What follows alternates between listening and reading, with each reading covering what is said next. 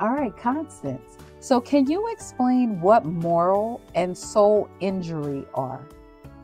Moral and soul injury are experiences that people encounter or circumstances that goes against their beliefs and morals. Wow, that is really deep. And are you able to share any examples with us of how you experienced that during your military service? Yes, unfortunately, I'm a survivor of military sexual trauma. And it was my immediate supervisor that was sexually harassing me. And it was just morally wrong. And when I came forward, they sent me out of the unit to a whole new command, left him. And the only thing that happened was he had a letter of reprimand. And years later, when I was at my new unit, he ended up being stationed there. So it's a moral injury because it should have been dealt with in a different way. So I wanted to share the disabled American veterans. They came out with this new study titled Women Veterans, The Journey to Mental Wellness. And it states that 1 out of 3 veterans experience military sexual trauma. We know what it is now. How do you help veterans or individuals who are struggling with moral injury begin to heal? Well, I like to ensure that veterans are connected with the VA system. The VA is a huge organization that's designed to take care of veterans and their families. Once they are in the VA system, they are offered health care, mental health care, as well as compensation and pension and other benefits, including housing. Once they are in the VA system, they are assigned a primary care doctor who in turn connects them to specialized treatment as needed. The other organization that's near and dear to my heart is Wounded Warrior Project. They do an excellent job, not only taking care of the veterans, but their families also.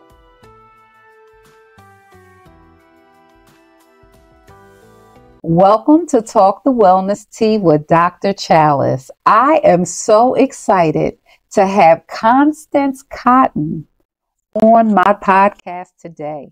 She is going to be talking about all things veterans. We're going to dive into some deep topics. But first, I want to start with welcoming you to Constance to Talk the Wellness Tea with Dr. Chalice.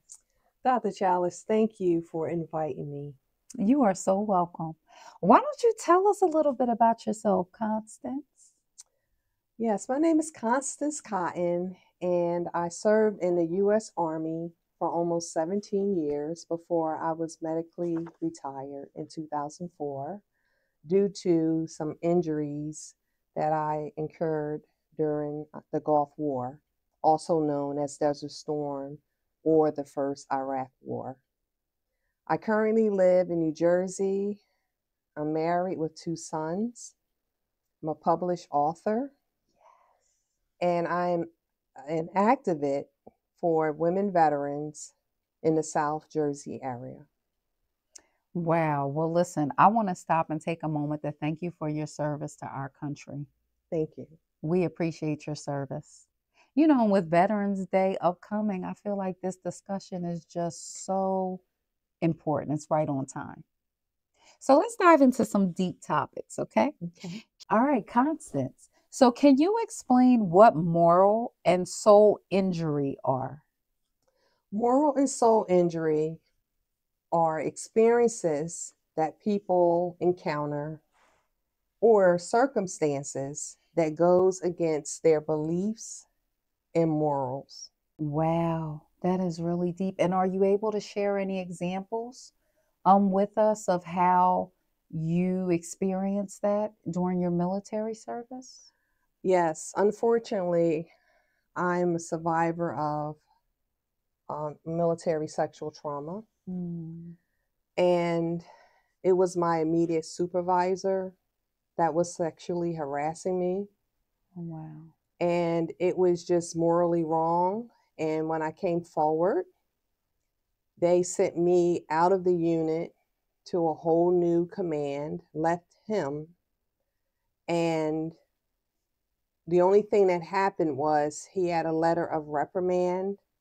And years later, when I was at my new unit, he ended up being stationed there.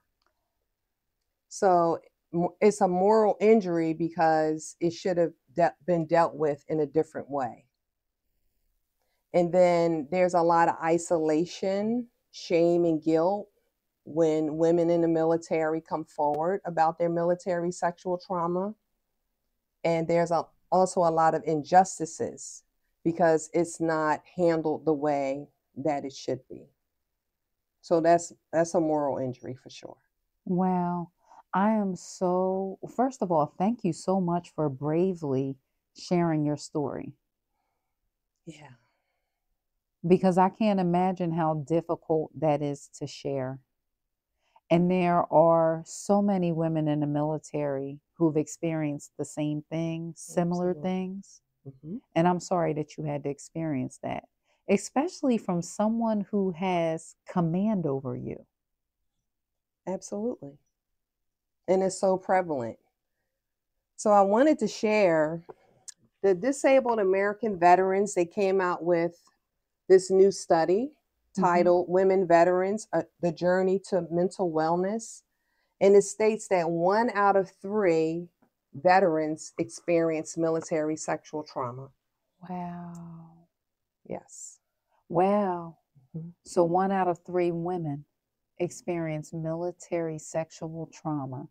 And what might be some examples of the sexual trauma? Like for our listeners who are wondering, well, what is sexual trauma? What does that mean? I'm sure it can mean a variety of things. Absolutely. So according to the VA's definition, sexual trauma is when a soldier or military personnel are put in compromising situations that they feel uncomfortable with. So it can be a room full of guys that are telling sexual jokes and you may be the only female there. It can be inappropriate touching, sexual harassment, rape, and things, sexual inappropriateness that the woman does not want. Okay. Thank you so much for defining that. So now that we have an idea of what it is, we know what it is now. How do you help veterans or individuals who are struggling with moral injury begin to heal? Well, I like to ensure that veterans are connected with the VA system. The VA is a huge organization that's designed to take care of veterans and their families. Once they are in the VA system, they are offered health care, mental health care, as well as compensation and pension and other benefits, including housing.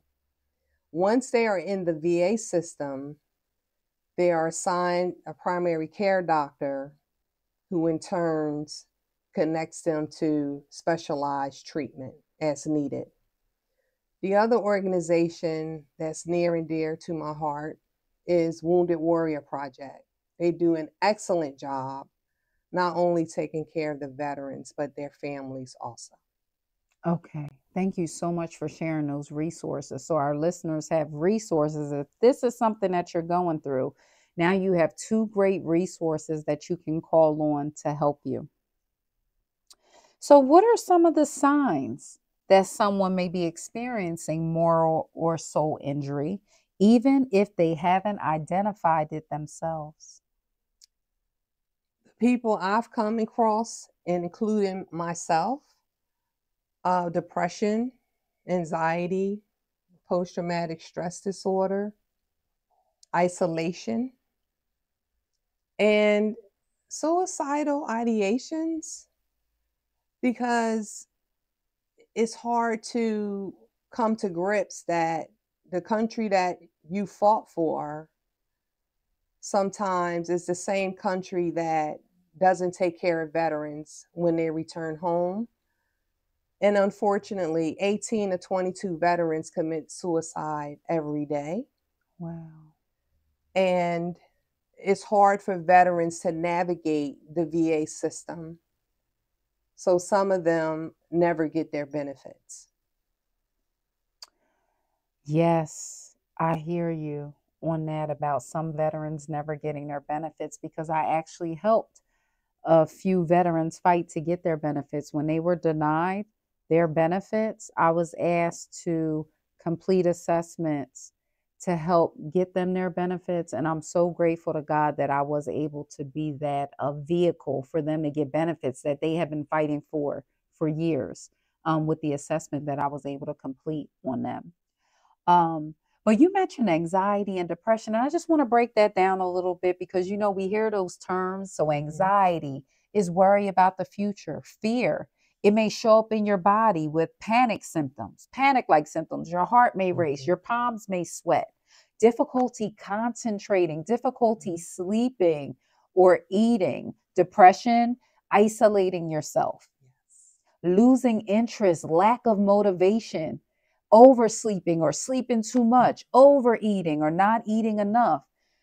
Constance mentioned suicidal ideations. And when we talk about suicidal ideations, many times people think of people wanting to kill themselves. And yes, that is what we would call an active suicidal ideation. When someone says, I want to kill myself, I'm going to do it this way, and I have the means necessary.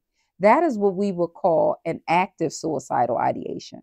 But then there are passive suicidal ideations that we don't hear many people talk about, Constance. And a passive suicidal ideation, for example, might be something like, I wonder if I just didn't wake up tomorrow. I wonder if I just got hit by a car. So the person doesn't have an active plan on how they might do it. They don't have the means necessary, but they just have this passive feeling like, what if I just wasn't here?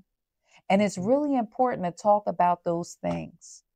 And if at any time, any of our listeners who are watching and you're experiencing suicidal ideation, passive suicidal ideation, dial 988. That is the suicide crisis line. And there are people there 24/7 that can help you. So thank you so much, Connie, for sharing that. You're welcome. How can spiritual practices or faith play a role in healing from moral injury?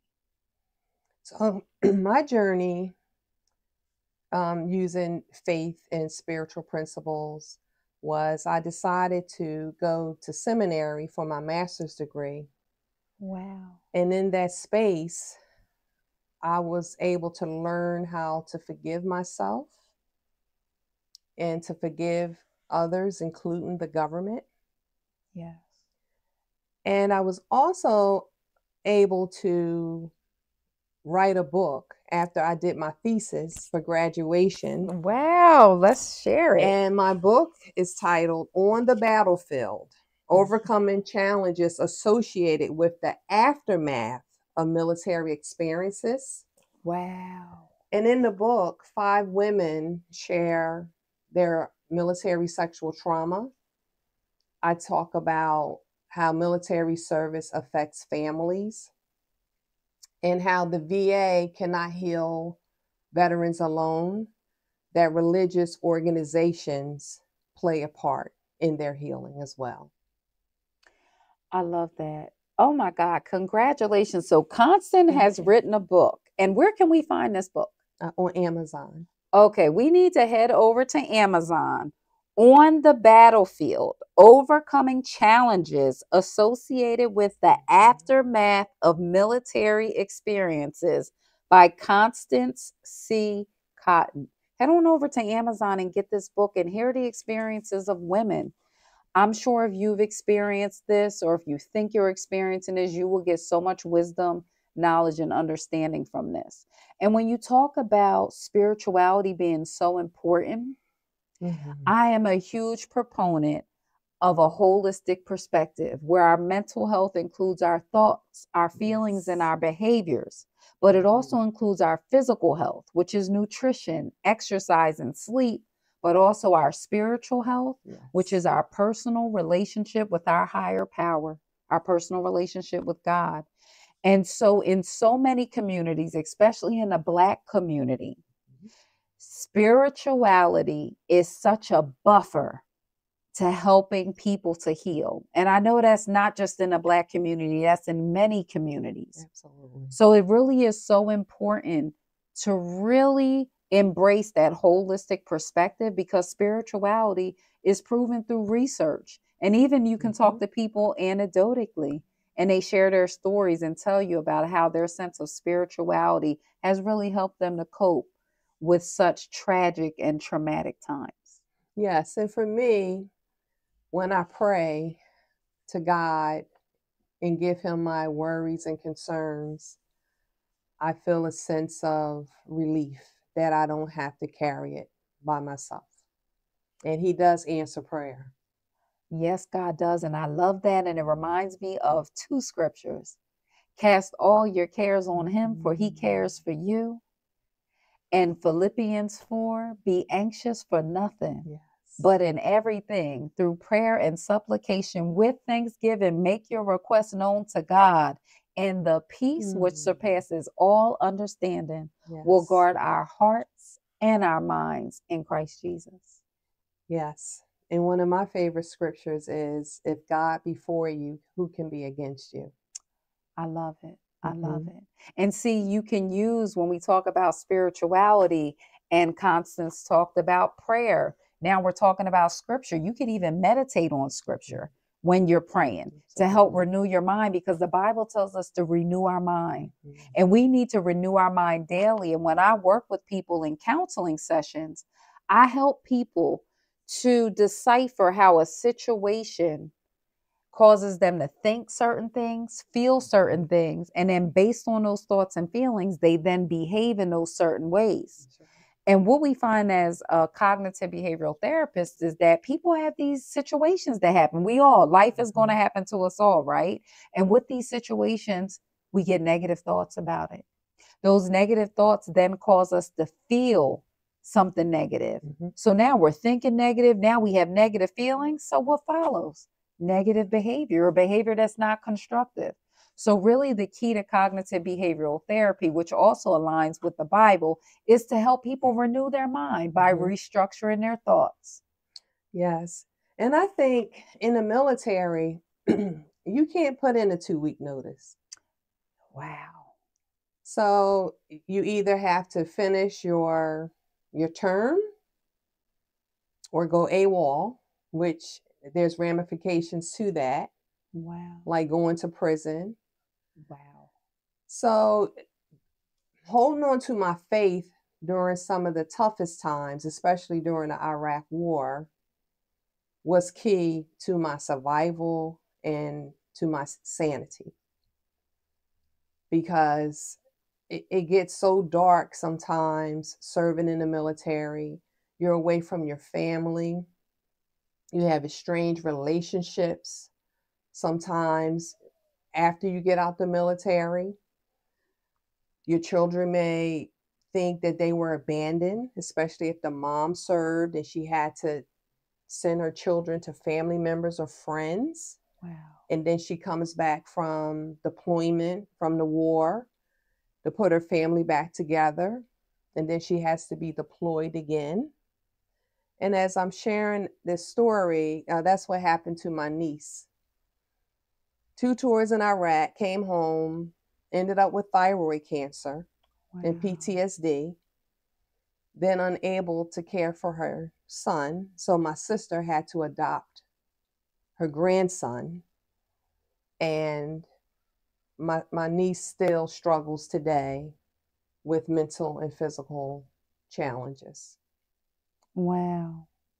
Look at the stories, but look at how resilient your niece is. She's still here she's still trying to survive, and hopefully she was able to get some great resources in the form of a therapist, in the form of her Yes. spiritual community, Mm-hmm. and maybe her physical health as well. Yes. But one of the things that I notice with women veterans, a lot of times the isolation sets in because society, unfortunately, has many misconceptions of who women veterans are and what we did in the military. And they don't understand that now we are in combat roles and we're not just cooks or, office personnel, but we're actually in the trenches with the men. And I've heard women veterans say they chose to park in the veterans parking space and they get nasty letters on their cars or confronted by people saying, why did you park here? You're not a veteran.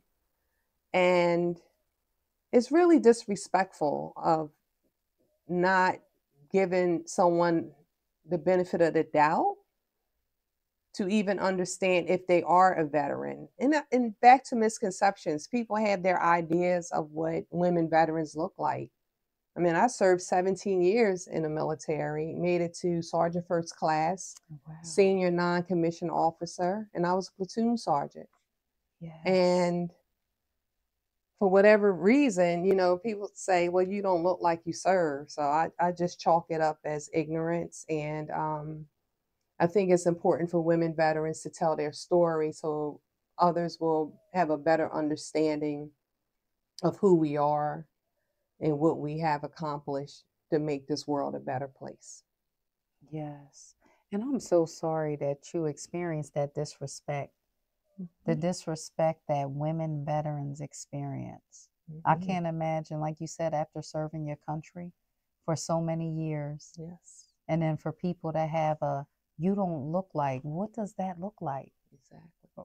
Because there's so much multiculturalism and diversity, so that can look like many things. But I like how you're able to chalk that up to their ignorance and not internalize that. Yes, exactly. Because even when I wear like a veterans t-shirt or my veterans hat, you know how the men wear their hats all the time? Yes. Or when I wear mine and it says Sergeant First Class Retired or Yes. Desert Storm Veteran, people look at me weird. And I'm like, yeah, I That's served. her. That's right. Yes. So I'm proud of that. Good for you. Mm-hmm. Yeah. Good for you. Now, grief is a significant part of military life. Wow. Whether it's the loss of comrades or the loss of identity post-service, how do you approach grief counseling for veterans? Well, I recently stopped my grief counseling. Had a hard time with the loss of identity of being in the military, the use of a military base like I had access to while on active duty. So I can still go on the base at Fort Dix, but I may not be able to do everything that I could when I was active duty. And I think veterans' grief is complex because, like, if you're in a war zone and one of your comrades get killed, they put boots, a rifle, and a helmet there as a way to memorialize, your comrade. However, in civilian life, you get the opportunity to go to the funeral, go visit the family, right? Yes. Go to the burial site. Wow. But those soldiers don't get that opportunity. And then it's just on to the next mission as if they didn't die. Wow. And then suicide is very prevalent in the military as well. Mm-hmm. And it's just like just move on from it. So you really don't get the opportunity to process the grief. Yes. So there's no what we would Closure. call Yeah, there's no closure. And I'm thinking of something I was trained in years ago, critical incident stress debriefing. Mm. For incidents just like this, where when some emergency happens, crisis intervention therapists are sent in to help people process the events. You're literally just processing the events. There's nothing like that available in the military, at least when you were serving. No, Wow. no, especially in combat. Yeah. That must be So wow. you have to suppress a lot of things in the military, which tends to, make people implode later on, right? If they Right. don't get the mental health. And then, for so many years it was to say, hey, I'm having mental health issues, because Yes. then, maybe they wouldn't get promoted or, be reassigned out of a leadership position because, they're looked upon as being weak, so it's tough to sometimes get the mental health or the grief counseling that's necessary to be healthy in the military. Yeah. You know, I'm so glad you mentioned the stigma because I'm constantly breaking down Mhm. stigma in the community, Mhm. right? And then to hear the stigma in the military, I guess it must be this, oh, you got to be strong, suck it up, keep going. Is that the Mhm. stigma? What is that stigma like from a military perspective? Right. Just keep going, show Yeah. show no weakness. Okay. And then the other thing I wanted to say, with Vietnam veterans, they was challenged with Agent Orange. And the war I was in, the Gulf War, Iraq, and Afghanistan, we have the Gulf War illness or the Gulf War syndrome, and it's complex symptoms that the VA spends billions of dollars still trying to research what the cause was, but we were forced to take anthrax vaccinations and anti-nerve agent pills, which cause havoc in our bodies. Wow. So recently, the VA came out with the PACT Act, PACT, ACT. And when you Google it, you will understand all the different cancers that veterans are enduring. And it's just overwhelming to think how one is so willing to die for their country, but yet subjected to so much harm and danger. Wow. I can't even imagine. And that just hit close to home because, as a breast cancer survivor of 2 years, just thinking of, surviving cancer in the process. First of all, just even hearing the word cancer, Mhm. but then to think, wow, this cancer was caused by something that was actually imposed upon me as a part of my military service is Yes. a whole nother level. And when I tell you, when you look it up, there's probably like over 50 different cancers. Wow. Mhm. And I can't imagine how much anxiety that increases for some people thinking, oh Absolutely. my God, will I get cancer one day? I had this vaccine. Mhm. Do you think that's something that veterans Oh, for experience? sure. And even when I went through my medical retirement from the military, I was in a medical hold company at Fort Dix, and then moved to Walter Reed Army Hospital.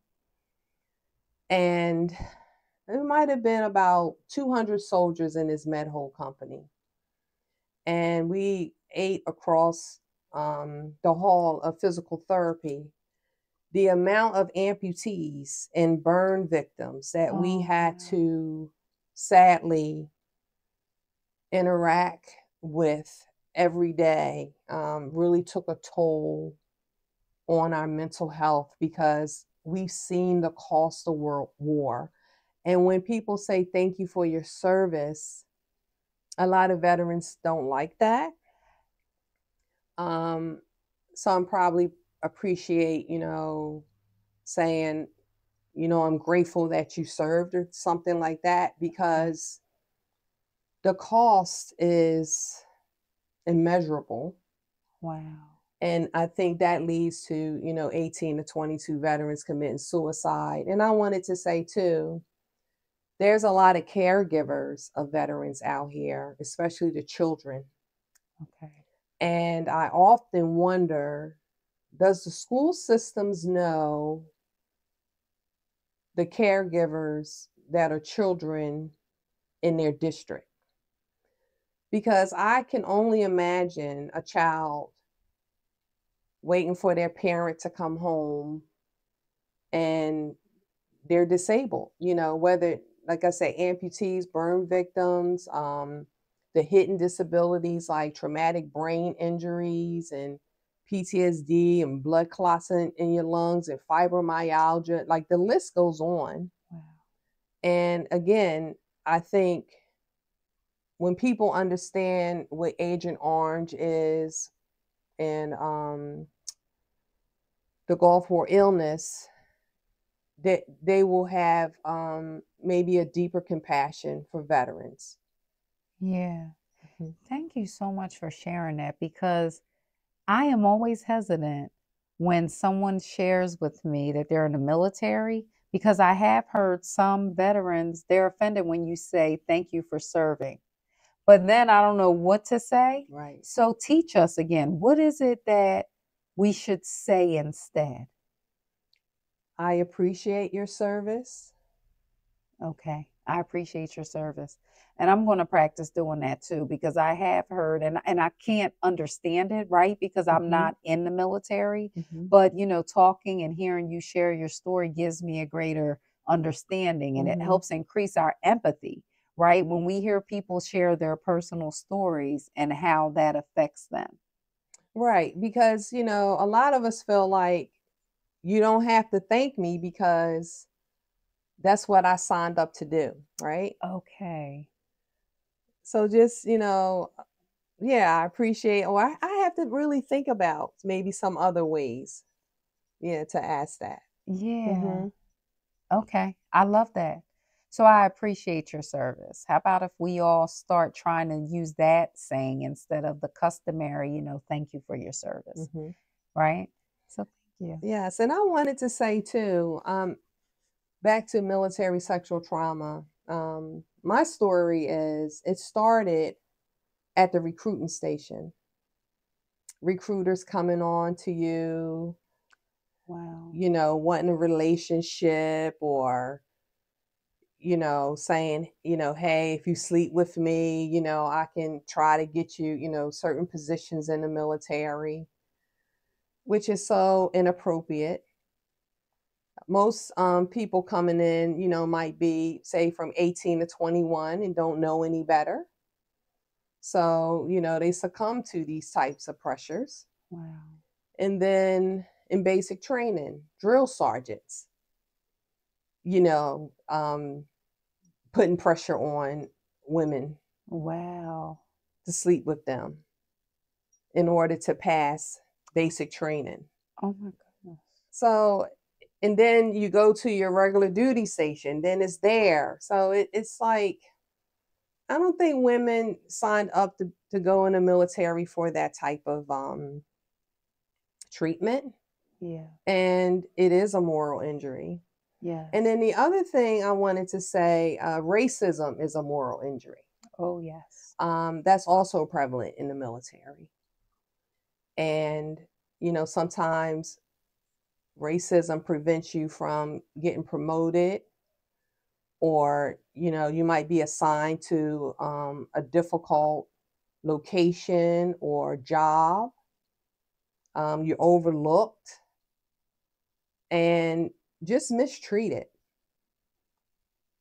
Wow. I can't even imagine again knowing that you signed up to protect your country, your own country, where you were born, Right. and then getting mistreated in employment. I mean, it's enough with the racism and the discrimination that many minority groups experience, but then to sign up to serve your country and experience that, that's like a whole different level. Yes. And I would like to share, my father, he used Samaritan hospice during his last, I would say, 2 months of life. And Samaritan has this beautiful program where they honor veterans by playing their branches song. They give you a certificate and a blanket, and they ask you to share something about your military service. And my father just opened up about all the racism that he faced during his time. And while I'm sorry, because I'm getting a little upset, please excuse me, during the Korean War era. And it was about 7 people in a room, and everyone's crying because he's just talking about different racist incidents and what was said and what was done. And he held on to that for over 60 years. And it just really saddened me that he had to endure that. So after he got out the military and went to the VA, they pretty much ignored him. So he never got his benefits until maybe 6 months before he died, when I had put in for him to get his benefits. Wow, that is such a tragedy. And did they backdate his benefits from the service? Only from the time? He was in the process of putting in for compensation, waiting for the exam, and he passed away. Wow. I'm so sorry. Mm-hmm. I can't imagine knowing that your father went through that and him holding that in all of those years. Oh, yeah. And I can only imagine what it was like in the 50s. Oh, yeah. Mm-hmm. For a Black man. Yes. In the military. Mm-hmm. Wow. Yeah, because they still had segregated units at that time. Yes. Mm-hmm. Wow. Thank you so much for sharing your father's story. Yeah. And I'm sorry I just got choked up just remembering that. Yeah, and of course you would. That's your father. Mm-hmm. When you think about what your father experienced in terms of racism, and then how about your own self? Did you continue even all of those years later? Now you're in the military and you're now experiencing racism. Exactly. And racism, even as a veteran.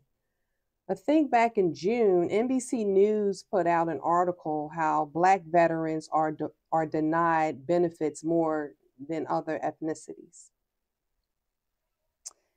Yep. And anecdotally, with the people that I helped, the veterans that I helped to get their benefits, they were all minorities. Yes. They were all minorities, either Latino or Black. And then they were previously denied, right? Yeah. Mm-hmm. Some denied only once, some denied 2 or 3 times. Mm-hmm. That sounds about right. Yeah. And I have to say, the VA is a great organization. You have to learn how to navigate it and be patient.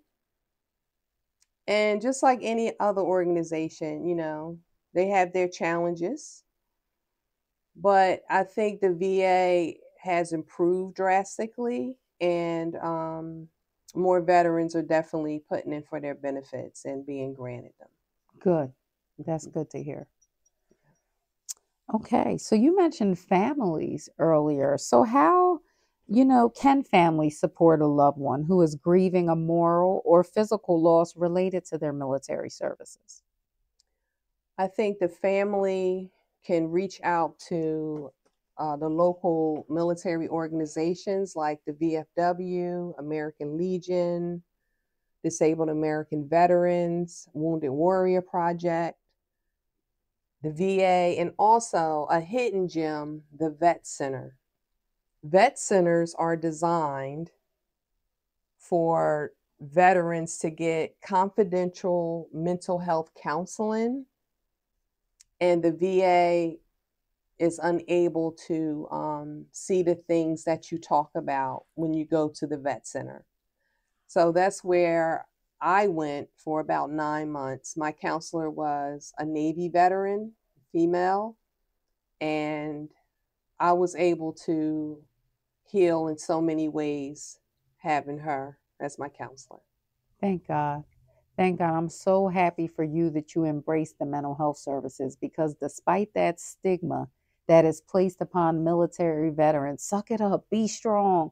You don't have any mental health issues. And then for you to go and seek support, I love that for you. And I'm so glad that you did that and that you received your healing. Because listen, when you can connect with a therapist who is your right fit, and believe me, as a therapist, I just want people to find their right fit. And their right fit might not be with me or might not be with the next counselor. But when you find that right fit with that counselor that's for you can do such great work and get such deep healing. And I'm so happy to hear that you found your right fit and you were able to receive your healing. Yes, and I'm in therapy now. I love it. And I'm not ashamed because it's just necessary. It's a part of my life, Yes. You That's have to good. just talk it through. Yeah. And that's what people, sometimes misconstrue. Listen, you don't have to be in therapy forever. People come to therapy and they're coming to deal with certain issues, and I help them solve those issues. And once they're done and they've completed their goals, I'm like, congratulations. Listen, if anything ever comes up and you need my help again, do not hesitate to reach out. And sometimes there's this stigma that, oh, only crazy people, which I don't like that term at all, get therapy. No, people come to therapy to talk about everyday issues, everyday problems. It doesn't have to be a diagnosable mental health disorder. For instance, in my practice, I love to help people live their life authentically, living their very best lives now, despite life's challenges, because life will hit us all. We will all have a challenge. And it's actually a sign of strength to reach out for help. It is not a sign of weakness. And there is so much stigma in the military community and Black and other minority communities that reaching out for help is weakness, when actually it's a sign of strength. Yeah, I think it's courageous, actually. Yes. And it's a part of your self-care. It's a part of your self-care, and it's a part of your resilience journey, right? Because when we think of resilience, people tend to think of resilience as extraordinary. Resilience isn't extraordinary. Resilience is very much ordinary. Just think of something tough that you've been through and how you were able to come through that. You were able to come out on the other side. Or maybe you're still going through it now, but you're better off as time passes and you're getting closer and closer to completing that goal. Yes. And, even though I went through the seminary journey for my master's degree, I'm happy that was my choice, because I learned the academic side of faith as well. Yes. And that it was okay as a Christian not to utilize a Christian counselor, of finding help where it's the best fit. I love that. And I'm so glad that you mentioned that, because in my practice, one of the areas that I specialize in is Christian counseling, right? Now, I work with all religions, all races, all ethnic groups, right? I don't work with just Christians.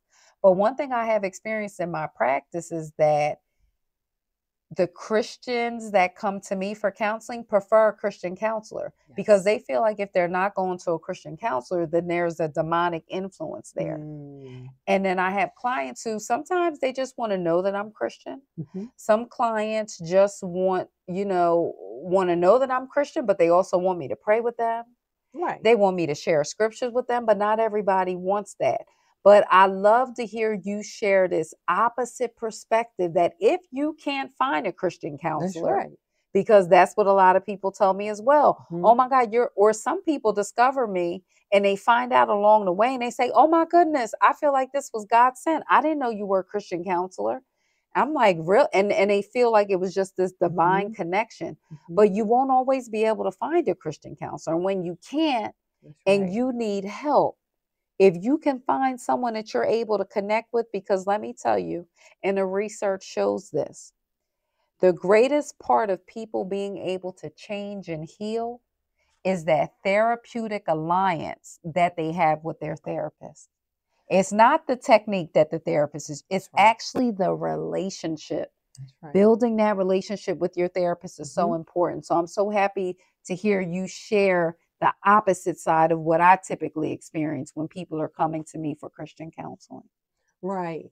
And the counselor that I had, I mean, I would share my faith and all, but, you know, she never said, hey, I'm a Christian, or, you know, I practice a particular belief, but my spirit was at ease with her. Yes. I love it. Mm-hmm. I love it. And it sounds like you guys built a great rapport. Absolutely. And I want to encourage military spouses and military families to also get counseling. I know what it's like to be around someone with PTSD or some other mental health challenges, feeling like you're walking on eggshells, or they have anger outbursts, or just not there all the time. And it can take its toll on the military family. Yeah. So kind of back to your question, I think the military families should seek out help with the veteran and then separate from the veteran in order to heal. I love that. Because say, for instance, you have a family and you have two people who are married. If they are both in their own individual therapy, separate, and then you guys come together, maybe you're having marital issues, so you come together for couples counseling. And then sometimes you have family sessions, because what affects the couple affects the family. Yes. Right? Now, does the military offer that service to families? I believe they do. Okay. But, right.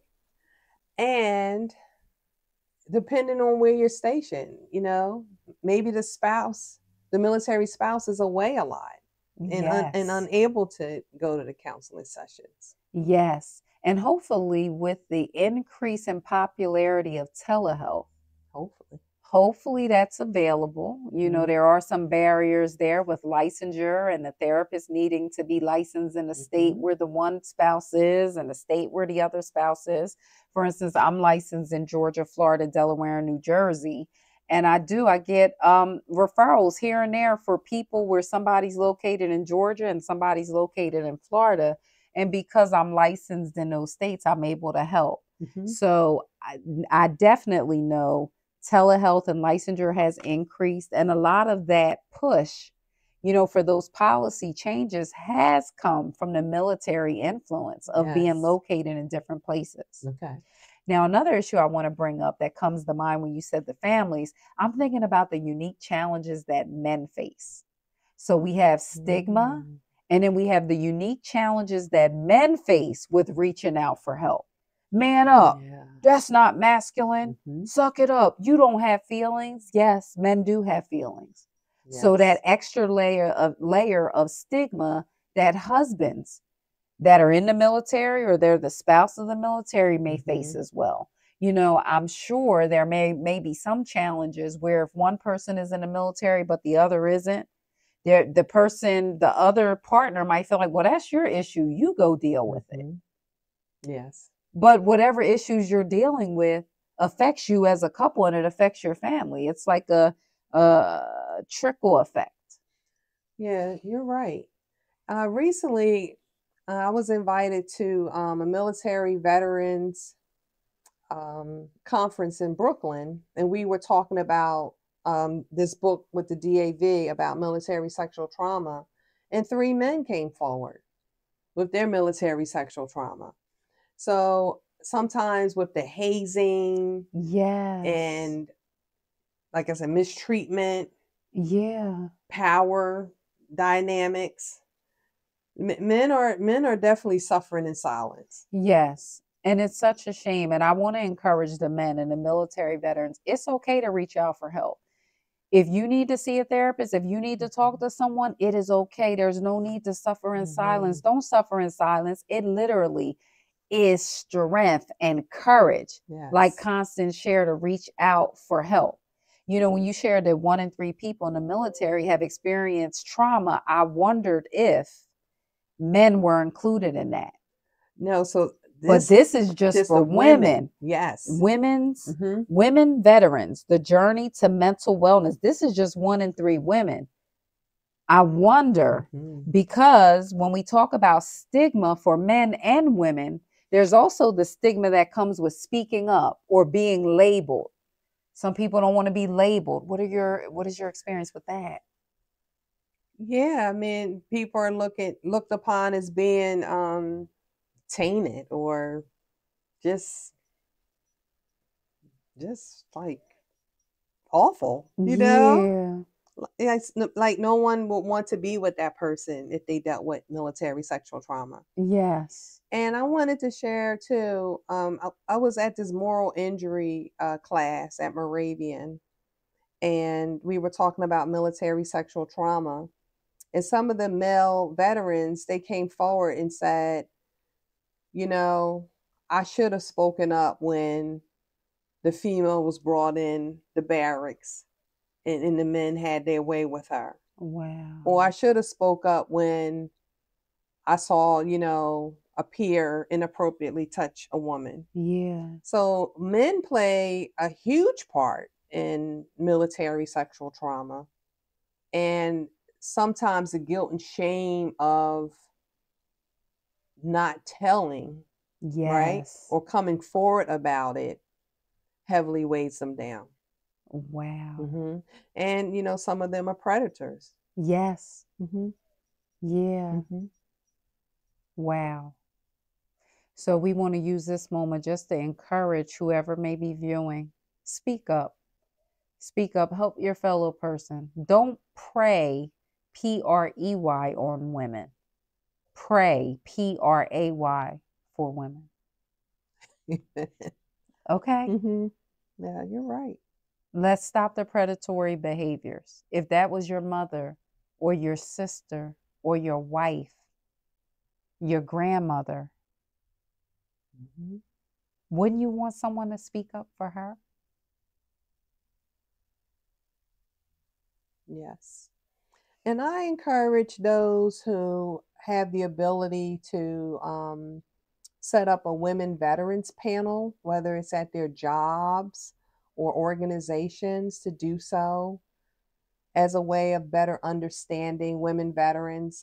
Feel free to ask us, many questions that sometimes go unanswered, because the best way to get to know us is to have those rich conversations. Yes. And I have learned so much just sitting here. I mean, I feel like we can talk forever about this and I can glean so much information from you. And then just to experience multiple women sharing their different experiences on a panel, I can only imagine how impactful that is. And I know you've had experience with that as well. How has that experience been for you? It's been like enlightening to know that some people really care and want to know more about women veterans in order to push their agenda to wholeness. Yes. Wow. Because we need it. And a lot of times they have male support groups and no women support groups. It's like, we serve too. Yes. And then we have to raise our families, take care of our health, and all the other day-to-day things that women do, which makes it difficult when you're transitioning out of the military, especially from combat zones. And I've just noticed that our male counterparts, if they're married or have a significant other, they're the ones doing the laundry and food shopping and all of that, and just gives the male more time to take care of themselves or seek out help. Where a lot of women won't even identify as veterans because of mistrust of the government, or just feeling like society just doesn't respect them. Wow. Thank you so much for sharing that because, as you say, mistrust of the government, when we talk about in minority communities, there's a mistrust of the government, a mistrust of healthcare providers because of the health inequities and the health disparities, which might also prevent veterans from reaching out for help. You know, in the Latino community, there's, fears of deportation. And I wonder if that's prevalent even still with someone being enrolled in the military. I wonder if those fears would still be there for someone from another country, or, I wonder because that is a huge thing, that stigma that goes along with that, with the health disparities and the health inequity, and how that affects military veterans, and the racism and the discrimination and lack of access to care, the lack of resources that are available. Because you would think, if you're employed with the U.S. government, these resources are available. So it's like, is it a question? Are some resources available, accessible, but maybe others are not? Are there barriers like we talked about, the stigma? That's right. Any other barriers that you could think of to utilizing resources? I think the location where the veteran resides. Okay. Yes, for sure. Like what, if they're more in a rural area. And that makes sense because there are lack of mental health providers in rural areas. Yes. So that would make sense on why it is difficult to access mental health treatment, Yes. And then right here in South Jersey, you either have to go to Philadelphia okay, or way up North Jersey to go to a VA. Wow. Yeah. Now they do have some VA clinics, but when you need specialty care, you have to go to either Philly or North Jersey. Wow. And so can you imagine the veteran that has difficulty with transportation? They don't have transportation, or maybe they have limited funds. Maybe their only income is their disability check, and it's an expense for them that they can't afford to travel across the bridge to Philadelphia or up to North Jersey. How then do they receive help? And that's where telehealth comes in. Right. And I really hope that the military is making telehealth available to veterans. And there is a shortage of mental health providers across the United States, so that can contribute to it too. But, for the veterans that are listening, and if you can't get to a VA center, the military covers telehealth. Your benefits covers telehealth services. Call your insurance company, call the military, ask how you can receive those telehealth services. Explain how you're having difficulty accessing care because of transportation or because you're in a rural community. Yes. And I encourage all veterans, please sign up on the medical side of the VA to have access to care. And please put in a disability claim if you have medical issues that you think is associated with your service, because those two benefits will open up so many other resources, like the VA loan to buy a home, education, money for your children's college. Wow, it's just so many more benefits. And I run into veterans that say, well, I don't think I'm a veteran. Please Google what is a veteran so you have a clear understanding.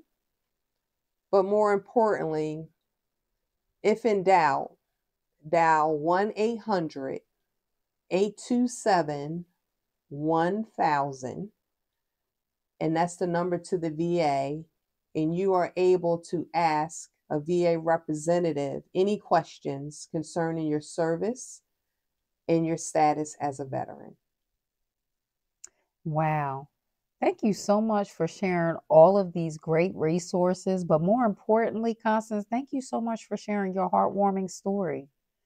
not only your story, but of your family members that have been affected. Thank you for Yeah. speaking up on behalf of women veterans who may not Yeah. have the courage to speak, for Yeah. those suffering in silence. Even sitting here as women, we touched on men and men who may be suffering in silence. Yeah. Military life is rough. It can be very rewarding, Mhm. but it's a lot to endure. And just trying to assimilate back into society, it's like you're a dual citizen. Yes, wow. Hmm. Yes, Yeah. that assimilation. Now, in the military, isn't there some type of transition program that they have for Yes, it's veterans? called TAPS, Okay. where they try to connect you with all the different resources, but sometimes it's not enough resources. And some people are so busy just trying to exit the military that they don't take note of everything. Yes. So then they struggle as veterans. And Okay. it's also difficult to transition, like what you did in the military, into a civilian job. Yes. Now, can Hmm. you share what are some difficulties about that, about making that huge transition? Well, I would mainly say we're leaders in the military and we learn how to multitask. So we can be trainers, educators, like we have so many roles. But sometimes in the military, I mean, in civilian life, they like it kind of clear cut when it comes to job responsibilities. And in the military, it's clear cut according to military language, Yeah. but it's just hard to sometimes fit in those descriptions Mm-hmm. easily. Yeah. Yeah. Hmm. Trying to fit into this tiny job description when you just served service doing this amount, and now you got to fit yourself into this little Right. box. And then you become overqualified. Yes. And then does that make it more difficult for you to find a role, a Absolutely. job after military service? Absolutely. Wow. But if you sign up for the VA, they have a vocational rehab department that can help you transition in to some, good positions. Yeah, and then another thing I like about the state of New Jersey is that veterans get preferences for some jobs. For like Absolutely. state jobs, when Hmm. you apply for jobs as a veteran, they'll ask you if you're a veteran. Hmm. And doesn't that give you additional points if you have to Yes. qualify for an exam or kind of bumps you up in the list? Hmm. It sure does. And Dr. Chalice, I'm so grateful to be here. When I was medically retired, with wartime disabilities, being Constance Cotton is not easy. Mm, My sons and husband have seen me going in and out of the hospital, and yeah, it's not easy. So just to sit here and just have the courage to try to explain the things that I share, in my mind is one thing, but trying yeah. to articulate it is another. Yes. Um, doesn't always match up, Right. but I'm here because I have so much respect and adoration for the woman that you are. Oh, And just thank you for being a leader, a role model, and one that wants people to be whole. thank you so much for sharing that, y'all. Now, Constance is about to have me crying. That is so sweet of you. Thank you so Hmm. much for seeing me, Hmm. and I see you. Hmm. And see, that's the beauty of reciprocal relationships. This is the beauty of women who empower women. right. We see each other. We celebrate each other. We know we're not perfect. We know none of us are perfect, but we choose to focus on the good things, Right. the uplifting and the encouraging things. And I'm honored to have you here. When I reached out to you and you said, sure, I would love to, I said, oh man, that's so courageous. And for your family, shout out to your husbands and your sons who stood by you. Yes, I'm so grateful for them. Absolutely. Family support is so important because when families are going through life transitions, not everybody makes it as a family whole. You may have started off as a whole, and something hits that marriage, something hits that family, and it can cause divorce. And then you have families like Constance's family who stands by her. By the grace of God, God hears my prayer. Yeah. Yes, daily. I mean, I am so thankful. And, it's so interesting that you was awarded the Women of Excellence Award. Yes, thank you. And I'm so glad that I was able to attend the ceremony. And thank you. And surprisingly, I was awarded the Woman of the Year for Burlington County last month for my advocacy work with women veterans. And I just give God the praise, because if you only knew some of the trials and tribulations that that I've endured, and I just want to say too, we all have a story. Yeah. No one's story is more important than the other. Please share yours, because you never know how that can change someone's life in a positive way. Because a lot of people can feel at times that they are alone. And we're not alone. We are never alone. Constance, thank you so much, sis, for coming here and sharing your story. And congratulations, Women of the Year for Advocacy. Is that right? Yes. For Burlington County. Congratulations to Constance. And listen, you guys have to head on over to Amazon, okay? And get Constance's book, On the Battlefield, Overcoming Challenges Associated with the Aftermath of Military Experiences. Constance, we thank you so much for sharing all of these great resources with veterans and their families in the community, even if you're not a veteran. And you know of someone who's a veteran, because we all know of someone, you can share this video, you can share the resources that Constance mentioned. So Constance, I thank you. I'm so grateful, for your story. I'm so grateful for your journey, for your resilience, for your courage to speak and to encourage others in spite of what you've been through and what you're going through and the after effects of what you struggle with. I give God the glory.